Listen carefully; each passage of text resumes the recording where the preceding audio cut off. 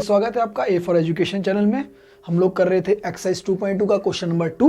10th class हमारे 10th class के questions कर रहे हैं हम लोग, ठीक है।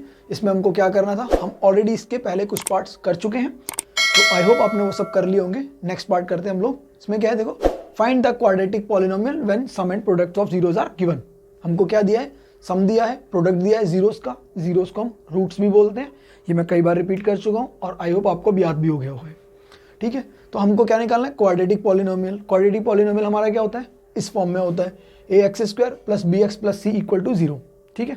तो हमें एक ऐसी इक्वेशन बनानी है जिसमें हमारे को सम दिया हुआ है और जिसमें हमारे को प्रोडक्ट दिया हुआ है रूट्स का, या हमारे को दिया हुआ है जीरोस का सम और प्रोडक्ट। तो जो पहले वाला टर्म है वो हमारा रूट्स, इसका जीरोस का सम है। जो सेकेंड टर्म है हमारा वो प्रोडक्ट है जीरोस का। अब हमको फॉर्मूला ऑलरेडी याद है, क्या था फॉर्मूला, जो सम होता है उसको हम अल्फा प्लस बीटा लिखते हैं। ये अल्फा बीटा क्या थे, अल्फा बीटा ही हमारे जीरोस या रूट्स होते हैं, जो हमारी वैल्यू निकलती है। एक्स की वैल्यू भी बोल सकते हैं हम इसको, अगर इक्वेशन एक्स की फॉर्म में है तो, ठीक है। तो अल्फा प्लस बीटा की वैल्यू होती है माइनस बी अपॉन ए, जो हमारा सम है। प्रोडक्ट हमारा अल्फा इंटू बीटा, जिसकी वैल्यू होती है सी अपॉन में ए। तो करते हैं इसको, चलो। तो इसका मतलब क्या है, हमें अल्फा प्लस बीटा की वैल्यू दे रही है माइनस बी अपॉन ए। तो ये जो वैल्यू है माइनस बी अपॉन ए, ये किसके बराबर हो गई, -1 अपॉन में 4 के बराबर। ये दिया ना हमको 1/4। और जो प्रोडक्ट है जो होता है हमारा c अपॉन ए, वो हमें किसके बराबर दिया है, 1/4 के बराबर दिया है, ठीक है। हम पहला काम क्या करते थे, बेस को बराबर करते थे। बेस ऑलरेडी बराबर है, देखो a कितना है 4, यहाँ भी a कितना है 4। कुछ नहीं करना, कंपेयर करो वैल्यूज़ को। क्या करा, a कितना है 4, b की वैल्यू अब बताओ क्या होगी। देखो इससे पहले हमने किया था, अगर देखो ये जो भी हम b की वैल्यू लेते हैं उसको उल्टा ले लेते हैं। b की वैल्यू -1 है, यहाँ इस माइनस बी को -1 दिया है तो b को हम क्या लेंगे 1। या दूसरा तरीका देखो, माइनस है, माइनस से माइनस कैंसिल किया तो b कितना हो गया, प्लस का 1।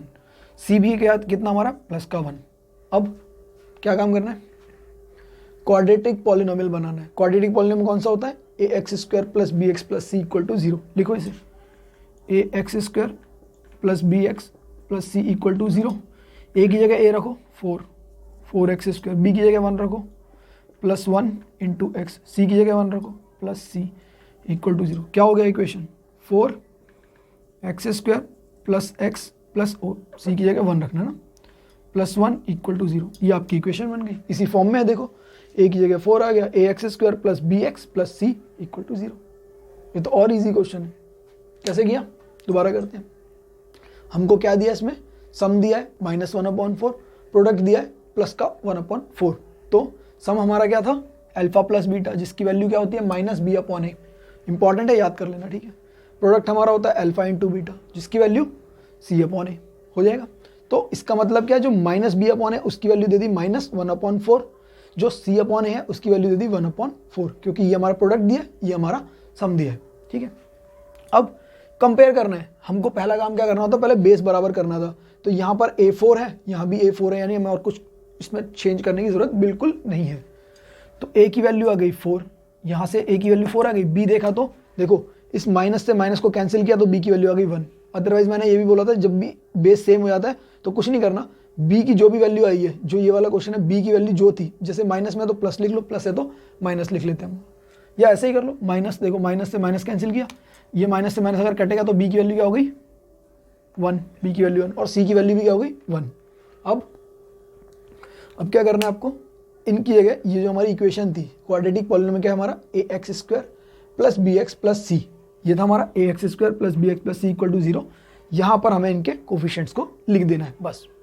तो a कितना है हमारा 4, हमने लिख दिया a की जगह 4। b कितना है हमारा 1, b की जगह लिख दिया हमने 1। c कितना है 1, c की जगह लिखा 1। इक्वेशन हमारी फॉर्म हुई 4x² plus x plus 1 equal to 0, ठीक है ना। ईजी है, समझ में आ गया ना आपको। चलिए, तो यही है, आपको करना है क्या, एक बार प्रैक्टिस कीजिए, आराम से हो जाएगा। आई होप आपको समझ में आ गया होगा। नेक्स्ट पार्ट करते हैं नेक्स्ट वीडियो में। तब तक के लिए धन्यवाद। ए फॉर एजुकेशन में आने के लिए आप सभी का बहुत बहुत धन्यवाद। चलिए मिलते हैं फिर से।